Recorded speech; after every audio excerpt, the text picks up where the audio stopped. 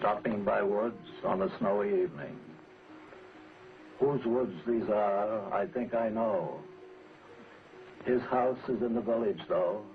He will not see me stopping here to watch his woods fill up with snow. My little horse must think it queer to stop without a farmhouse near, between the woods and frozen lake, the darkest evening of the year. He gives his harness bells a shake to ask if there is some mistake. The only other sounds the sweep of easy wind and downy flake.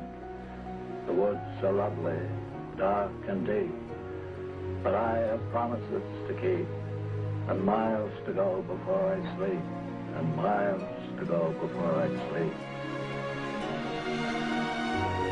Robert Frost is one of the most widely read and beloved of American poets, as well as one of his greatest. I said to an audience the other day, how many of you don't know that stopping by woods, there was only one person and 2,000 or 3,000 people raised his hand shamelessly. Robert Frost is well known for a few poems that he managed to lodge in everyone's head. And then a lady had just asked me to say it. So I said, what in the world do you want me to say it for when you all know it better than I do? He was really the first bard on campus. He taught at various universities, Amherst, Michigan, Harvard, Dartmouth, Middlebury. He moved around a lot. He was in and out of universities, and as he used to call it, barding around.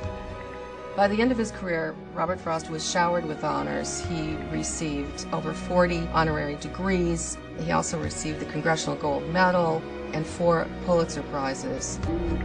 At the age of 86, in 1961, Robert Frost was asked to read at John Fitzgerald Kennedy's inauguration. The land was ours before we were the land. She was our land more than 100 years before we were her people. At the time, it was as much an honor for Kennedy as it was for Frost. When Amherst College built the Robert Frost Library, Kennedy agreed to give the keynote address, and it was one of the great speeches of his presidency. In that speech, Kennedy wrote, "When power corrupts, poetry cleanses." He was thinking very much of Robert Frost as a poet who spoke truth to power. Two roads diverged in a yellow wood, and sorry I could not travel both and be one traveler. Long I stood and looked down one as far as I could to where it bent in the undergrowth, then took the other as just as fair, and having perhaps the better claim because it was grassy and wanted wear. Though as for that, the passing there had worn them really about the same, and both that morning equally lay in leaves no step had trodden black. Oh, I kept the first for another day, yet knowing how way leads on to way, I doubted if I should ever come back. I shall be telling this with a sigh somewhere ages and ages hence. Two roads diverged in a wood, and I took the one less traveled by, and that has made all the difference.